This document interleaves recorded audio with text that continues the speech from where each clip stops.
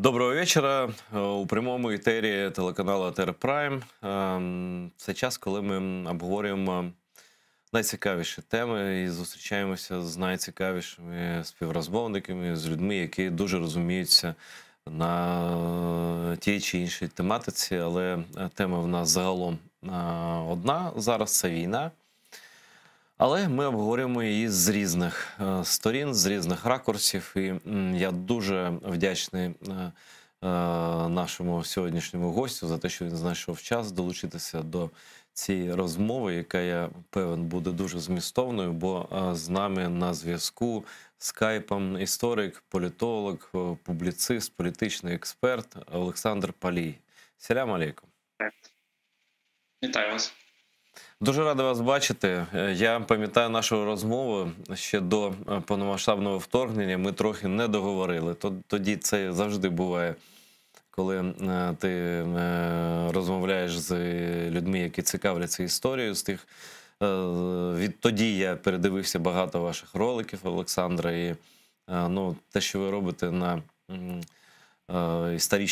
історичній галузі, це викликає велику повагу. Я закликаю наших глядачів у всьому світі, в Криму, в Україні і в всьому світі, підписуватися на канал Олександра Палія на Ютубі.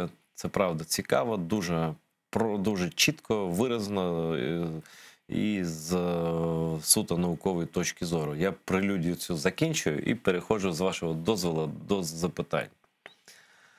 Перше запитання, нарешті, здається, закінчується ця така невдала, некрасива вистава з поведінкою Німеччини, я маю на увазі політикум, з поведінкою Італії, яка пропонувала віддати частину, де-факто України, так, з поведінкою Франції.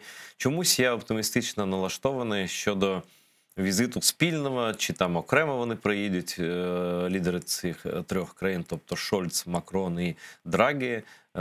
Вирішили вони все ж таки до Києва дістатися після всіх вже, здається, крім президента Сполучених Штатів, але там інша процедура, ми знаємо, йому не можна потягом пересуватися. Тощо. І ось нарешті вони приїдуть. І приїдуть вони напередодні голосування за надання статусу кандидата в Європейський Союз Україні. Ваш прогноз, пане Олександре, на що нам чекати в політичному сенсі на європейській арені найближчим часом? Швидше за все, рішення по Україні буде ухвалено щодо надання статусу кандидата в члени Європейського Союзу. Інакше цього б візиту не було, інакше б не було таких заяв в підтримку України з боку функціонерів Європейського Союзу і з боку представників різних країн ключових Європейського Союзу. Тому швидше за все воно буде, десь відсотків, напевно, на 80, що буде це рішення. Але зараз для України, можливо, навіть важливіше це фінансова підтримка України і безпосередньо підтримка зброєю. Тобто зараз для України статус кандидата в члени – це добре, це на майбутнє працює, це якесь стратегічне рішення, формує нас як частину європейського простору. Тобто з точки зору такої стратегічної це важливо, але у нас є маса тактичних питань, які стосуються життя ось уже зараз. Тому одне іншого не скасовує, але, скажімо, дуже важливо було б, якби, наприклад, президент Франції приїхав і привіз кілька своїх ще, або краще кілька десятків своїх прекрасних гармат «Цезарь». Наприклад, італійці такі самі гармати мають, теж якби приїхав з цими гарматами, це було б дуже добре для нас. Тобто у нас зараз ключове питання – це питання зброї. Хоча, звичайно, стратегію ніхто не скасовував. Я думаю, Олександре, що в принципі я майже певен, так, що без гармат їх тут ніхто і не чекає. Я думаю, що це домовленість вже існує, і гармати їдуть. Просто я думаю, що, враховуючи попередню риторику, я думаю, що інакше просто вони б не були запрошені, тобто їм би дали відповідь по дипломатичних каналах, що поки що ми на вас не чекаємо. Тобто це для мене як сенсор, такий як лакмус, що все ж таки потік пішов, він буде широкий, і заява Сполучених Штатів, вона мотивує, і коли Штати сказали, що не буде жодних обмежень, там, ну, так загалом сказали, але це щось значить, да? Тобто вони підтягнуться. А скажіть, будь ласка, ось, ну, напевно, якщо йдеться про Європейський Союз, тут мається на увазі в першу чергу така моральна відповідальність. Якщо ти якусь країну вважаєш частиною європейської цивілізації, Європейського Союзу, там в ранзі кандидата, там неважливо кого, да? Тобто ти береш на себе перед своїми людьми, перед своєю країною теж та перед історією, зрештою, да? Відповідальність за майбутнє України. Ось... Як ви думаєте, це вплине лише на майбутнє, як ви сказали, чи це може якимось чином це можна викрутити на нашу користь і використовувати просто зараз і для зброї, і для фінансової підтримки, і для, не знаю, там політичного якогось тиску на еліти, які трохи підгальмовують, скажімо так, тобто суспільство швидше розуміють, що в Україні відбувається, як треба допомагати. Ну, наприклад, зменшити, якнайшвидше припинити там постачання нафти, газу. Тобто це ж не просто декларація в будь-якому випадку. Ну, так, для нас можна викрутити цю ситуацію з імовірним, ну, поки що не 100%, але імовірним наданням Україні статусу кандидата в члени Європейського Союзу. Тому що, ну, в цьому цивілізаційному розломі між Росією і рештою світу, і особливо між Західним світом, ми вже якби таким чином промалюємо дуже чітку рішення. Це навіть не угода про асоціацію, це навіть не зона вільної торгівлі, від якої, власне кажучи, Путін істерив надзвичайно сильно, тому що він зрозумів, що Росія не зможе висмоктувати соки з України, так як це тривало 2,5 століття фактично. Тому що у нас з 1755 року була припинена вільна торгівля з Європою, 1755. І от порахуйте, скільки в Україні було до 2014 року, скільки було, чи до 2015 виходить, наша торгівля йшла через Росію, тобто Росія збирала вершки і фактично висмоктувала соки з України. Тобто це тривало дуже довго. Коли Україна відірвалася від цього, в Росії почалась ломка. От, вони зрозуміли, що вони не зможуть використовувати Україну як, ну, власне кажучи, як піявки не зможуть використовувати Україну. І в тому числі наші трудові ресурси, яких Росії кардинально не вистачає. Зараз будь-яких трудових ресурсів. Зараз вони є вже серйозним чинником обмеження будь-яких економічних можливостей Росії. Тобто питання з кадрами працездатними для них це колосальна проблема. І от вони зрозуміли, що не буде рабів, не буде цього висмоктування українських ресурсів, взагалі українського такого позиціонування економічного. І почалася ця істерика, яка вже триває 8 років. Російська. От. І тут вони вже діють за принципом, якщо Росії не дісталося, то не дістанься ж ти нікому. Тобто подивіться на Маріуполь. Да? Тобто він як економічний чинник якийсь повністю тотально знищений. Ніякого економічного сенсу в ньому не буде, я думаю, що найближчі років 20, швидше за все. А, власне кажучи, який в нього буде бути економічний сенс, якщо він контролюється Росією? Тобто ніхто звідти ніякий метал купувати не буде, навіть якби він там був. Всі ланцюжки там перервані, заводи зруйновані, потужності знищені і так далі. Тобто зараз Росія нам просто скрізь знищить, де може. І ми можемо, звичайно, от цією угодою, точніше, цим визнанням України країною-кандидатом, членом Європейський Союз, ми можемо чітко окреслити територію, Україну як державу, яка вже все, вже цивілізаційно назавжди відламалась від Росії, і ніякі з її боку якісь там просування, там якісь агресія і так далі, вона зрештою Росії нічим не допоможе. Тому що вона зіштовхується з Союзом, який, в принципі, економічно і навіть у військовому сенсі потужніший за Росію. Ну, якщо не брати тільки ядерну зброю. Хоча, зрештою, два члени ну точніше один член Європейського Союзу є ядерною державою, це мається на увазі Франція. Ну, але Британія також з європейських країн. От, Сполучені Штати недалечко стоять. Тобто цей союз з 520 мільйонів людей. Скільки людей бідних і які, в принципі, не дуже працездатні, скільки є в Росії? 140 рахується, чи там 146 вони самі собі рахують мільйонів. Да? Ну, без Криму ми знаємо ще менше. Але ці люди старіючі. Тобто в них мінус мільйон працездатного населення кожен рік. Уявіть собі, це масштаб серйозний. Тобто порахуйте, наприклад, перспективу там 20-30 років, ви зрозумієте, що це з такою перспективою, з таким колосальним зменшенням трудових ресурсів Росія як економічний чинник просто припинить існування. Хоч скільки-небудь вагомий. Тобто ми показуємо цей цивілізаційний відлом, який вже назавжди. І ми показуємо, що за нами 520 мільйонів Європейського Союзу. Територія, ну, половина золотого мільярда, де-факто, на сьогоднішній день. Тому, звичайно, що з такої точки зору це важливо.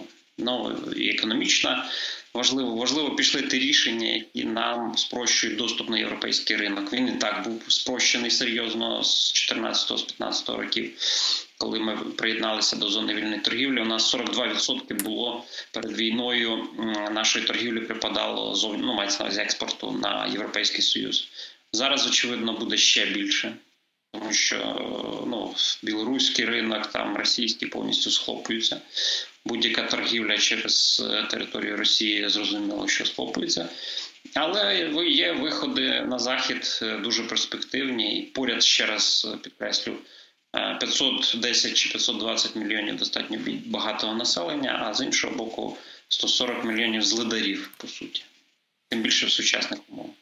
Я хочу зауважити, додати. Я тут порахував, тобто я арифметику ще не забув.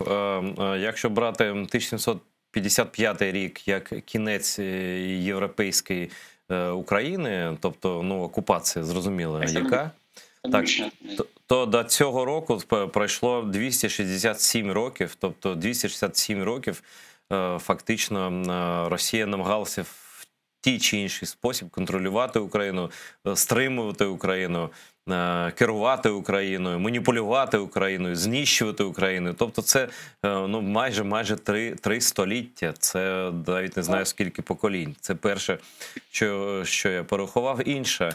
Абсолютно ви маєте рацію, Олександре, щодо ресурсів російських. Я навіть чув таку думку, що там працездатних людей, по-справжньому працездатних, боєздатних, там, я не знаю, яких там рахувати, десь 20-30 мільйонів. Бо все інше, там, ну, старі люди, діти, хворі, там, на різні хвороби. І плюс ми ж не рахуємо, вони, я не знаю, чи рахуються чи ні, там вже дуже багато мігрантів, особливо в сільській місцевості. Там не працює давно ніхто титульної нації. Я просто це бачив на власні очі в областях навколо Москви, там Калужська, там, я не знаю, Калузька, там Тульська, Тамбовська, Рязанська. Там взагалі на землі ніхто вже там ти не зустрінеш, умовно кажучи, руського. Тобто тут це ще й такий фактор накладається через те, що смертність, про що ви сказали. І третє, знаєте, я нещодавно бачив таку мапу реалістичну. Тобто ми ж мапу-то бачимо світу, вона така розгорнута, вона трохи, навіть дуже скривлена. Насправді Росія, тобто крайні точки Росії, тобто тут Берінгова протока і так званий Калінінград, між ними не більше відстань, ніж від одного краю Африки до іншого, тобто Північної Африки. Тобто насправді Росія не така велика, як навіть ми, українці, в Україні там її уявляємо, в принципі. А наскільки взагалі, от просто якщо подивитися на цю мапу реалістично, Олександр, ваша думка, наскільки взагалі ось цей термін «Велика Росія», він відповідає дійсності, ну, в різних галузях? От, просто на ваш такий погляд. Тобто, коли це згадав, я знав, сказав про це. Я просто уявив, що це насправді там, ну скажімо, Мавританія, Нігерія, там ну декілька країн, в принципі, все. А вони на мапі ось такі. І так загрозливо це виглядає. Насправді це відмідь, як медведь, як вони кажуть, не такий вже і великий, при тому, що там 3/4 місцевості просто ну майже ніким не заселені. Ну так, ми знаємо, що є викривлення дуже серйозне. Якщо на глобусі ті країни, які найближче до екватора, вони найменше викривляються, їхній розмір. Тобто вони більш-менш реальний їхній розмір. Ті, які десь далеко ближче до полюсів, то виходить, що велетенська Австралія, велетенська Росія, а насправді вона зовсім не така зовсім і велетенська. Насправді ми розуміємо, що це країна північної, цієї мерзлоти вічної. Це країна, яка дуже слабо заселена. Це країна, по якій в Сибіру, наприклад, можна тиждень їхати і не побачити людину. Але сміття скрізь по дорогах побачити. Тобто людей немає, сміття повно. Тобто це країна з своїми колосальними проблемами, і яку до купочки, крім кремлівського цього спрута, чи піявки, який висмоктує з них соки, більше нічого докупи їх не тримає. Тобто заберіть з Росії 1 мільйон людей, цих контролюючих органів, там спецслужб і так далі, нехай там 2 чи 3 мільйони з усіма стукачами. І ця країна, вона просто розвалиться, її нічого докупи не тримає.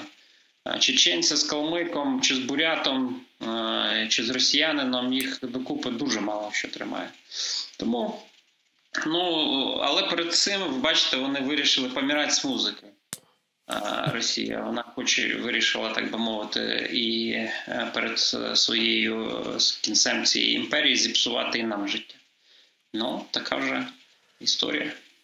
Олександре, ви згадали про бурятів, про інших людей, про чеченців.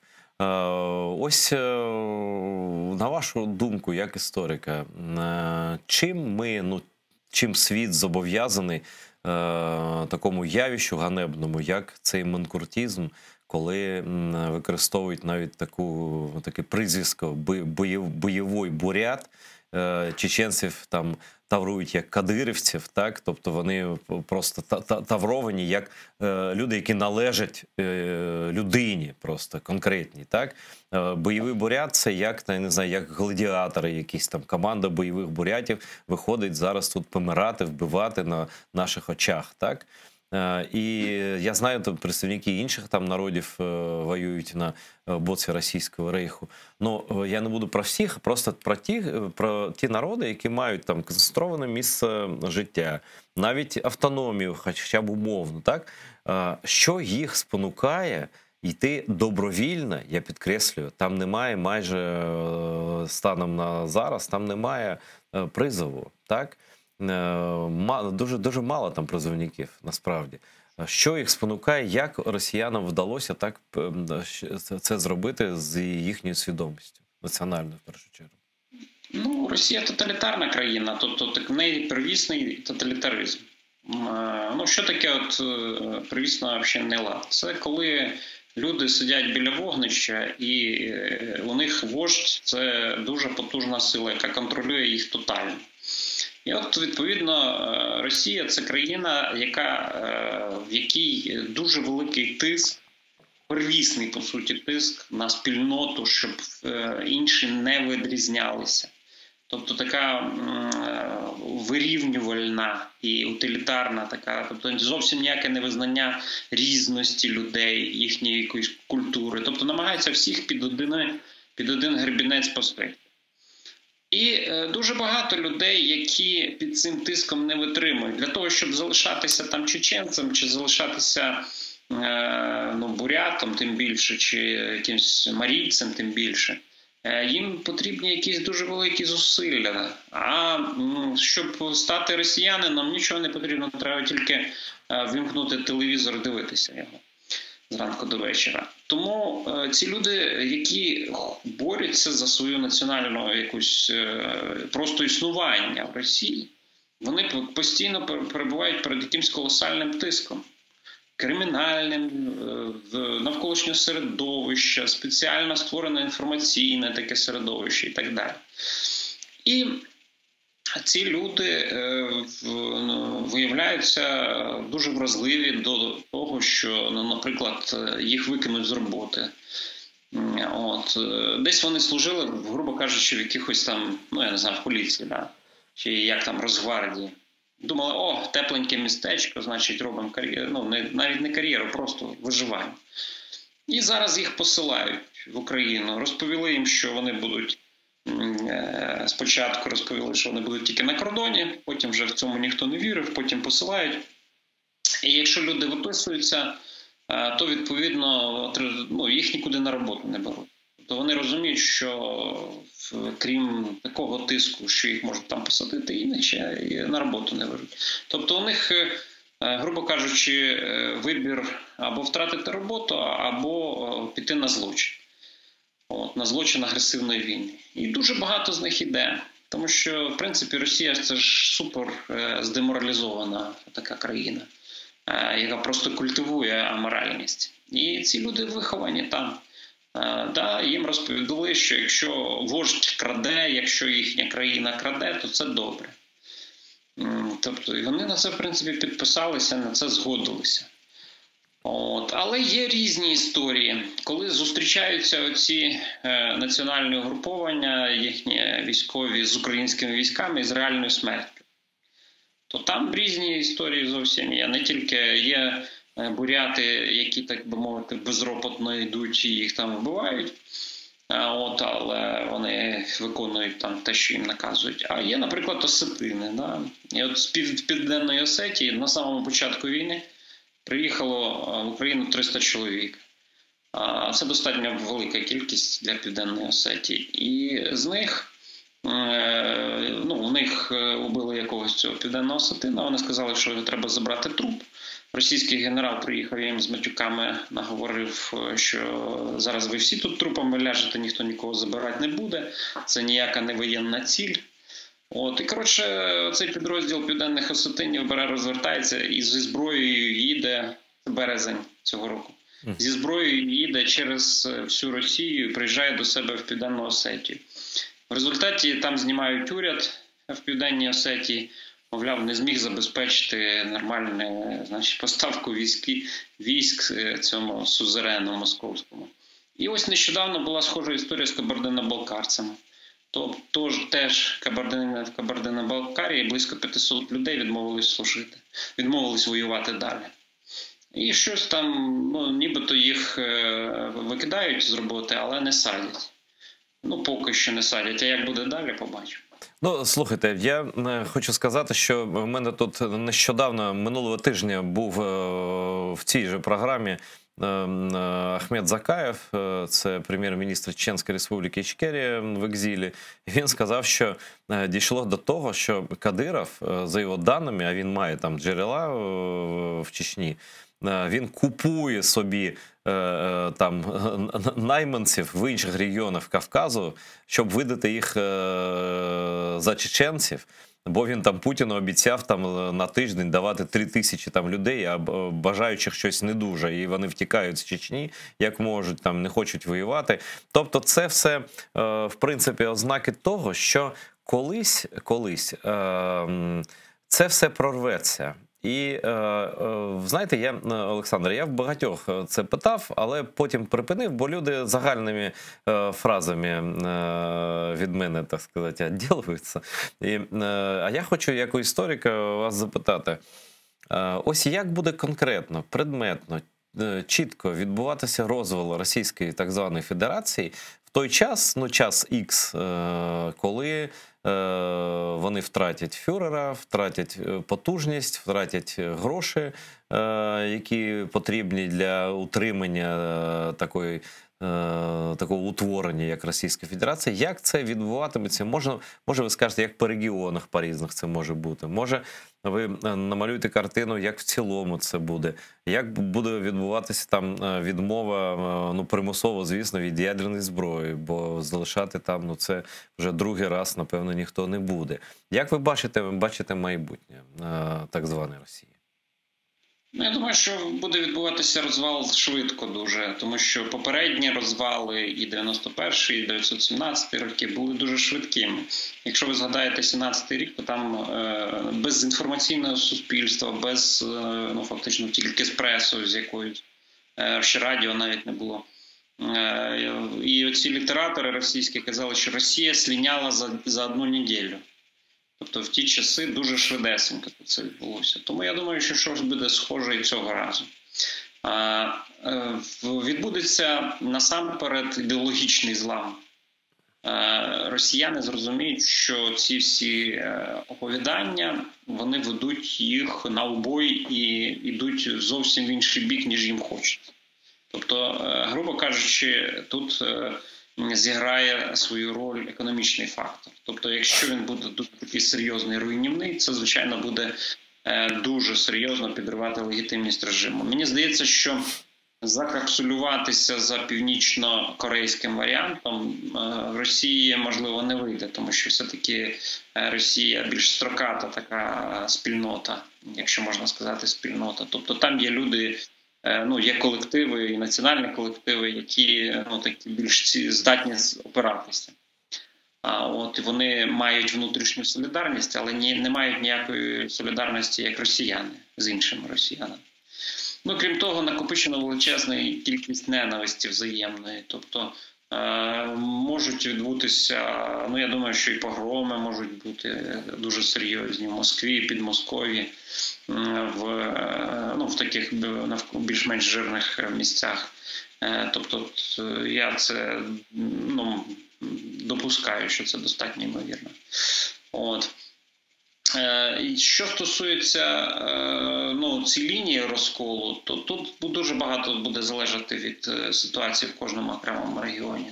Ну, виглядає на те, що татари могли б взяти, звичайно, якусь там провідну роль, татари казанські мається на увазі.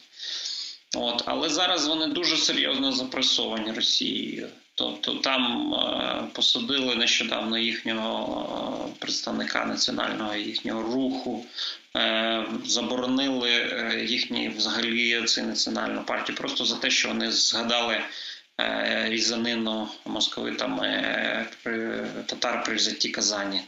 Вони просто мітинг провели, їх заборонили. Заборонили їм власний алфавіт, абетку татарську.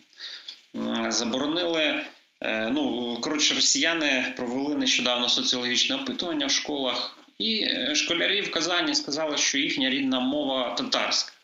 І там ще 60%, ну, практично всі татари, які були в цьому участь, мається на увазі, кожен татарин сказав, що його рідна мова татарська. Тобто мало таких манкуртів, які на ідеологічному і ментальному рівні відмовляються від власної мови. Вони можуть її навіть не знати, але вони розуміють, що вони якісь інші.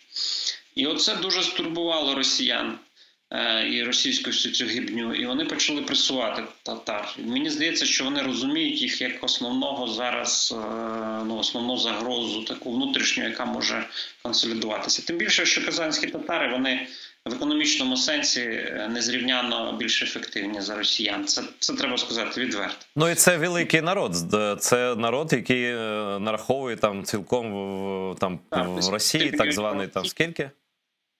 5 мільйонів офіційно, але реально ясно, що більше, тому що багато з них це. І вони по всьому регіону цьому, тобто вони не тільки в Татарстані. Так, там Нижній Новгород, там Башкортостан, ну навколо взагалі. В східних фінно-угорських республіках їх так там теж вистачає. Тобто реально татар багато, але їх росіяни не змогли розчавити, от зараз намагаються дочавити. От що зараз по суті відбувається. Інші менші народи, ну подивіться, на війну відправили дагестанців. Скільки їх, ну, один петербуржець знайшли повідомлення убитого, ну, що він загинув в Україні. А дагестанців вже 200. Тобто реально їхня, це тільки тих, хто по некрологах знайшли. Тобто реально там може 1000, може 2000. Вони просто молодь місцево, національно вичищають, щоб їх не було. Ні цих бурятів, ні цих дагестанців і так далі. Тобто суто расистська політика зараз Росією проводиться. Крім, власне кажучи, вирішення питання війни проти України на знищення. Вони ще, власне кажучи, на знищення з цими народами, які мають якийсь досвід протистояння Росії, зокрема з дагестанцями, і особливо дагестанці і буряти. Ми бачимо, що серед них там в 400, ну, серед молодих бурятів смертність виросла в 400 разів за ці всі речі. Ну, вони бачать, що поряд Китай, значить, поряд Монголія, і з якось бояться сепаратизмом, напевно. І крім того, там танкові частини завжди стояли. Ну і відповідно ми бачимо результат цього всього. От. Олександре, я хочу запитати, трохи відійдемо від цієї теми, але це все ж пов'язано, в принципі. Ось останні історичні, псевдоісторичні висловлювання фюрера, да, тобто Путіна. Він порівнює себе з Петром І. Він там щось про, тобто, шведські, ці землі вважалися шведськими, але насправді вони були, є і будуть нашими. Тобто він наворотив там багато чого. Я би хотів, ви унікальна, в принципі, в якомусь сенсі людина, ви історик і одночасно політичний аналітик. Ви можете перевести те, що сказав Путін, оперуючи образами історичними, фактами історичними, згадками, там, історичними спогадами, алегоріями, як це перекласти на людську мову, що він мав на увазі, що він хотів сказати нам, Європі, світові, зараз цими своїми міркуваннями про велич там, Петра І, там, про його вчинки, його, яким чином він поводився, як він там прирощував землі ці. Ну, це погрози. Погрози насамперед, ну, зрозуміло, Україні, а крім України, ще погрози Естонії. Тому що він про Нарву почав розповідати. Мовляв, чому пішов на Нарву? Треба було піти на Нарву. Почав розповідати про Нарву і почав, очевидно, в сторону Швеції. Це погрози Балтійським країнам, Фінляндії, насамперед, але насамперед Естонії і Швеції. І всередині країни намагання прирівнятися, показати, що війна 21 рік – це нормально, що війна може тривати нескінченно, скільки завгодно. От. І фактично готує росіян до довгої війни. От. Але, ну, знаєте, реальний Петро І, він же зовсім не той, який на пам'ятниках. Про реального Петра І треба почитати у Льва Толстого. У нього дуже хороше виснаження. Він сказав, що це сифілітичний звір, який своїми любовниками підносить його, який кощунствує, який блядь свою коронує, коротше. Ну, такими словами, як написано у Льва Толстого, як то кажуть, я скажу. Що із пісні Словнєвики. Можете прочитати, знайти в інтернеті Лев Толстой о Петрі І. І, коротше, там дуже все вичерпно і правильно. По суті, якщо говорити як історик, ну так, він якісь економічні завдання вирішив через приєднання цієї Балтії. Але в Україні він же ж отримав величезних, так би мовити, проблем. Був такий прудський похід. До речі, кримські татари дуже сильно там брали участь, і козаки українські, Пилипа Орлика, і турки. І в цьому прудському поході московити були страшенно розгромлені. 1711 рік. Там він у полон майже потрапив, так? Майже в полон потрапив він. І це, ну, фактично, що це до чого призвело? До того, що не відбулося колонізації нашого півдня України московитами. Тобто він замислював таку ж колонізацію зробити, як у Петербурзі там. Нічого цього всього не вийшло, і південь України, слава Богу, залишився українським. І дасть Бог, ми відвоюємо його весь назад. Олександре, продовжуйте, якщо не закінчили. Ні. Скажіть, будь ласка, а ось остаточно цю імперію, яка потім перетворилася на Радянський Союз, яка потім, ну, з обмеженнями вважає себе якою Російська Федерація, її заснувала все ж таки Катерина II, здається, яка остаточно вирішила питання козаків, Січі Козацької і одночасно, чи взагалі одночасно Кримської держави. Ну, вона була так системно, скористалась слабкістю навколишніх держав і такою чахлінням навколишніх держав. І в цей момент скористалася, не було кому за них заступитися, і вони самі трошки охляли. Зокрема, і Україна, і Польща, Річ Посполита, і Османська імперія, і Кримське ханство. І вона цим скористалась. Да, ну, можна сказати так. В цей момент, так би мовити, відмобілізувалась. Але країна була і тоді гнила. Вона і тоді, як тільки вона зіштовхувалася з якоюсь організованою більш-менш силою, то в той час було багато провалів, величезна кількість провалів. Ви знаєте, що на межі 18-19 століття Російська імперія всяку маячню, так би мовити, планувала. Була висадка, наприклад, в Голландії, повністю розгром. Про неї навіть ніхто не знає. Була так звана Друга Рочестерська битва у Швеції, 1788 рік. Повний розгром московитів, повний розгром. Була історія з Суворовим походом. Нам розповідають, який він переможний. Це ж виховали ціле покоління, розумієте, на цьому. Да, насправді там була Друга Цюрихська битва, і, коротше, вся заслуга Суворова полягала в тому, що він втік звідти і вивів половину війська. Ну, але половину залишили. Тобто половину вбили московитів, там половину вивели. І це величезна така заслуга, розумієте. Італійська, коротше, авантюра авантюрою. Висадились величезні війська, там десятки тисяч людей, походили по Швейцарії і потім стрімко забралися. А нам намалювали картину «Переход Суворова через Альпи». Ну, слухайте, Олександре, тоді ж нафти та газу ще не було і попиту на них не було. Тому доводилося торгувати виключно гарматним м'ясом. От ось чим займався Суворов. Це був дилер гарматного м'яса російського, який Катерина продавала, так? Ну, австріякам продавала там. Десь там Річ Посполиту вони ще могли запресувати, а вже як зустрічались з французами або ще з кимось, або з прусаками, то вже тікали, куди бачили. Знаєте, дуже знаменита фраза була 1805 року, коли зустрілись російські війська з Наполеоном, і там вийшов генерал такий в тулупчику і сказав: «Ребятки, спасайтесь, хто може». І така була зустріч з наполеоновськими військами. Хоча була, звичайно, історія 812 року, але то була історія, в якій брали участь англійці, прусаки, австріяки, крім Росії. То Росія там була з боку припеку цим, скажімо, не основним гравцем цих всіх розкладів. Олександре, хочу уточнити, як на вашу думку, ось стільки було насправді невдалих спроб Росії там підкорити країни, там народи, міста, там території, але чомусь їм поступово вдалося все ж таки створити таку імперію. Це вони завжди користалися слабкістю. В них така, знаєте, як хижацька така є чуйка, да? Коли комусь погано, хтось хворіє.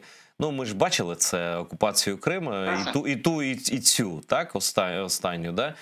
Вони, що їм допомагали? І чому навколишні країни, які уявляють і зараз уявляють, Литва, Польща, я не буду повторювати, чому жодного разу в історії вони не поставили крапку на цих ворогах, які просто постійно одне і те саме робили, на вашу думку? В Росії географічне становище серйозно добре було для середньовіччя. Тобто їм, по суті, з півночі, зі сходу та й з півдня майже нічого не загрожувало. Це як на острові.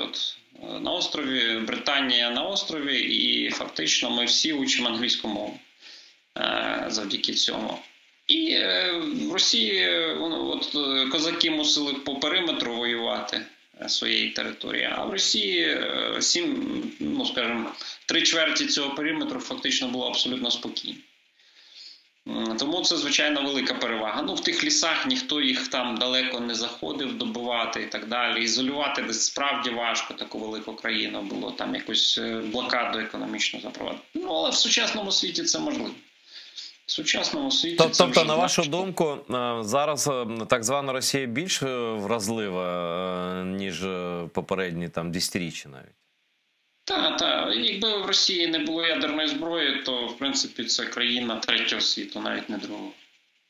Це країна третього Зрозуміло. світу. Реально вона Хочу повернути... скочується до рівня, якщо це країна, скажімо так, яка за економічним розвитком прямує до рівня Киргизстану.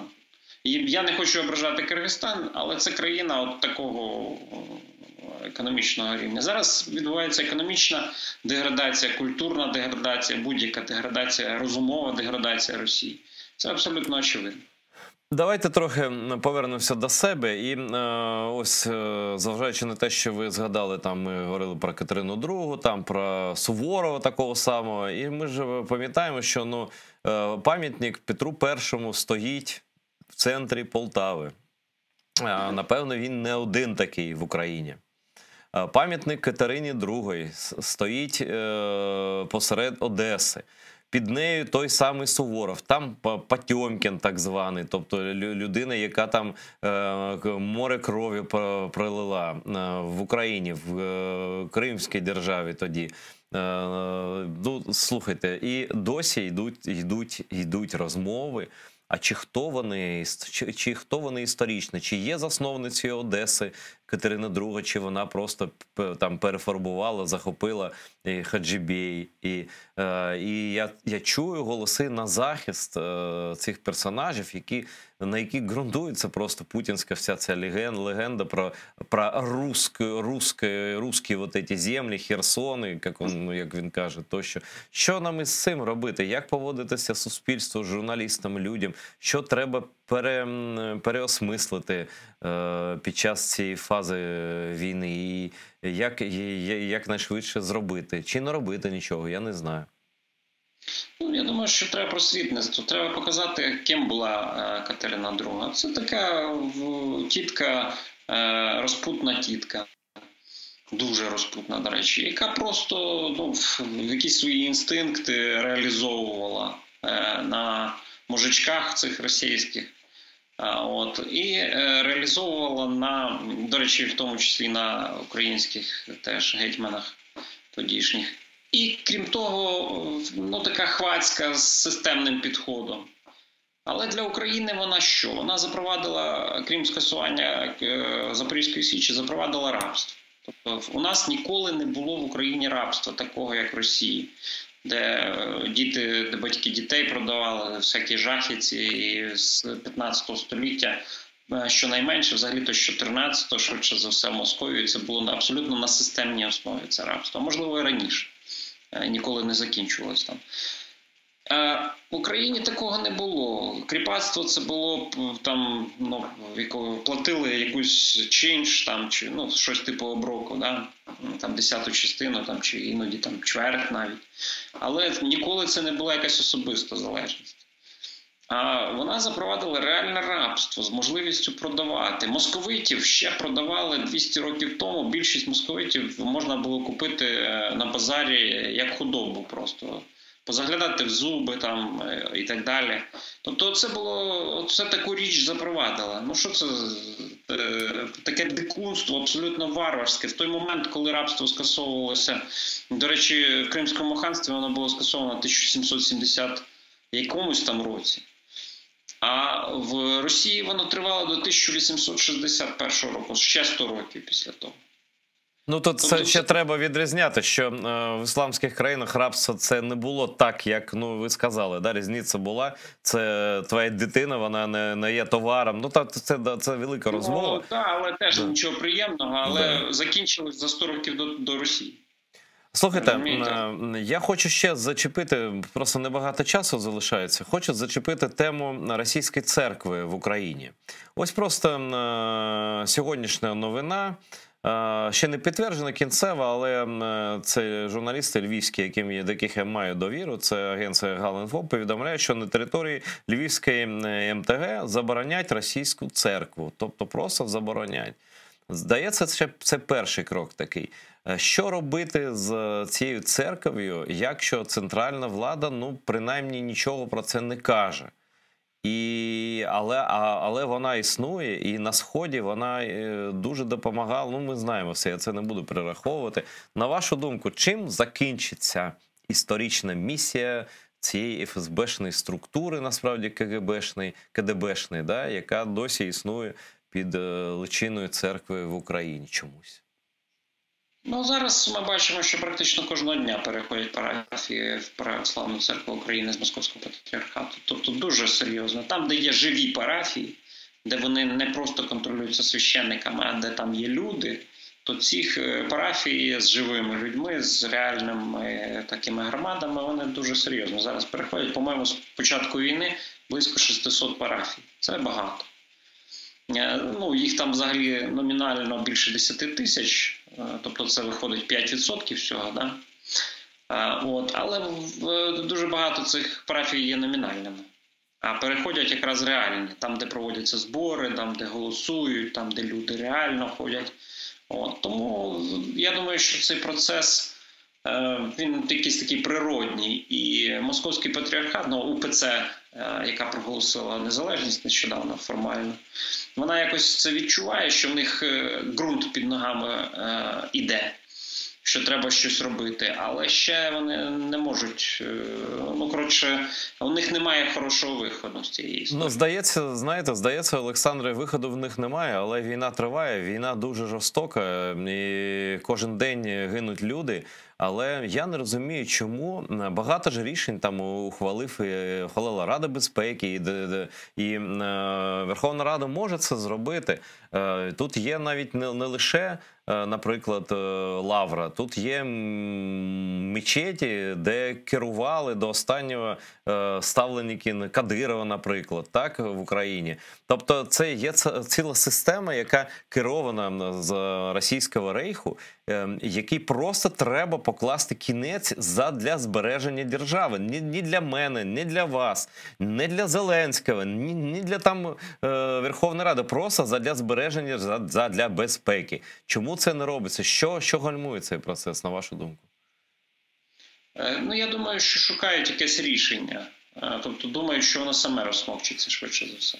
Тобто, що УПЦ, мовляв, проголошує незалежність зараз там і ці процеси будуть їх ставити в кислотне таке середовище, яке відбувається в суспільстві, і вони потрошку змінять свою позицію, перейдуть до ПЦУ і так далі. Тобто думають, що не рухати проблему, поки вона, так би мовити, вона їм здається невеличка. Але насправді проблема велика, тому що справді там були різноманітні центри, диверсійні, вербувальні. Згадайте Гіркіна. Був такий терорист Ромашка, який ще на початку в цій банді Гіркіна, уявіть собі, він був дзвонарем Києво-Печерської лаври. І таких було, тобто людина вилазила на Печерську лавру і розглядала всіх навколо в оптичний приціл. Для розуміння. От був такий терорист, один з цих діячів цього загону. І такого безліч. Ось зараз на звільнених територіях Київської області, в Броварському районі, історія московський ПІП здавав людей. І там їх кілька таких явних колаборантів, які просто бігли там з пиріжками до московських цих окупантів. Знаєте, Олександр, зрозуміла ваша позиція з цього на просто там здорового глузду. Знаєте, в нас залишається лише хвилина. І я прошу вас, я не знаю, чи ви фахівець якийсь там з Китаю, да? Але я чув заяву, що Китай може вдатися до спецоперації по вирішенню тайванського питання.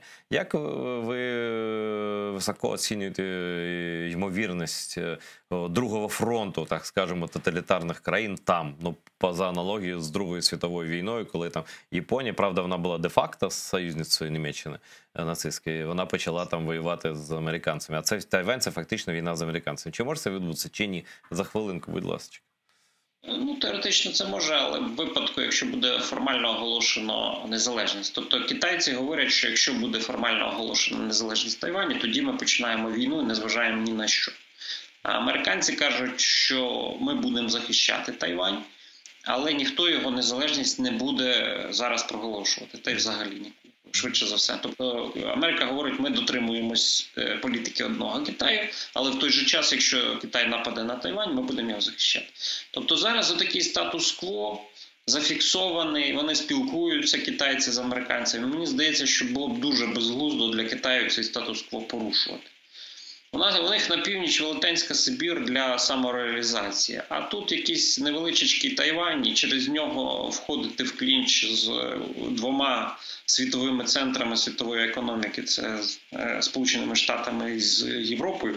І ще з Японією, з Південною Кореєю, з Австралією, з усіма. Це було б не дуже мудро, напевно. Це б повело Китай зовсім іншим шляхом, ніж він йшов до сьогоднішнього дня. Ну, будемо надіятися, що все ж таки здоровий глузд серед китайських комуністів на трохи вищому рівні знаходиться, ніж серед російських цих ушльопків. Китай – це ростуща, об'єктивно зростаюча країна, а Росія – це деградуюча країна. Ну, це така старушка місце, якої, в принципі, на цвинтарі. Дякую дуже, Олександре. Олександр Палій, дуже крута людина. Ще раз прошу підписуйтеся на нього всюди.